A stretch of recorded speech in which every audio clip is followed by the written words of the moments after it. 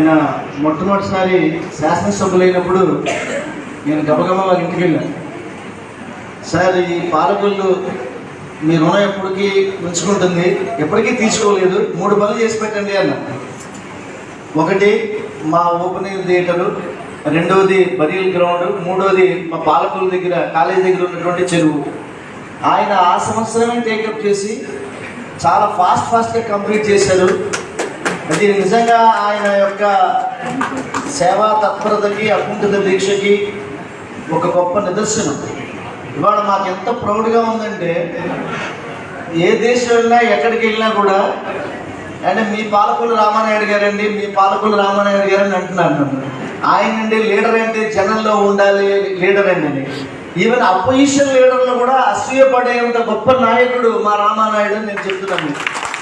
నేను ఒకసారి మొక్కలు నాటించడానికి పిలిచాను. ఆయన ప్రతి చోట ఒక మొక్క ఉండాలి అని.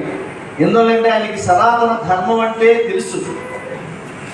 ఒక మొక్కకి రుణపడి ఉండాలి, నీళ్ళకి రుణపడి ఉండాలి, బడికి గుడికి రుణపడి ఉండాలనేటువంటి జ్ఞానం ఉన్నటువంటి వ్యక్తి మా రామానాయుడు. ఆయన ఆ రోజు నా చేత మొక్కలు నాటిస్తుంటే మీడియాతో చెప్పారు, రామానాయుడు గారు మీకు గుర్తుందో లేదో సార్, మీరు మా పాలకొల్లుకి శాశ్వత శాసనసభ్యులండి అన్నా.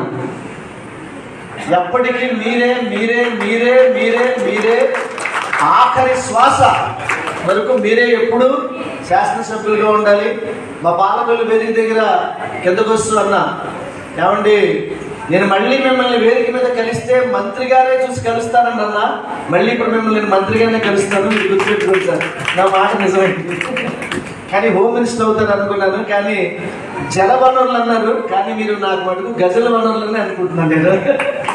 ధన్యవాదాలు సార్. మీకు పాలకొల్లు ప్రతి మనిషి, ప్రతి గడప మిమ్మల్ని ఓన్ చేసేసుకుంది సార్. మిమ్మల్ని ఇప్పుడు క్షీరారామలింగేశ్వర స్వామి ఎంత ఇష్టమో, ఇక్కడ మా దేశాలమ్మ గుడి అంటే ఎంత ఇష్టమో ఈ ఊరి ప్రజలకి, మా గుండంవారి వీధిలో సుబ్రహ్మణ్య స్వామి అంటే ఎంత ఇష్టమో, చిన్నగోపురం అంటే ఎంత ఇష్టమో, అలాగే చోటేటి సూర్యరావు గారు అంటే ఎంత ఇష్టమో, అలాగే పూర్వం ఆశంత పెదగోపాలం గారు అంటే ఎంత ఇష్టమో, అలాగా ఈ ఊరి ప్రజలకి ఒక దాసనారాయణరావు, ఒక కోడినాకృష్ణ అంటే ఎంత ఇష్టమో, మా రామానాయుడు అంటే కూడా ఈ పాలకొల్లో ఉన్న ప్రతి వాళ్ళకి కూడా రామానాయుడు అంటే అంత ఇష్టం.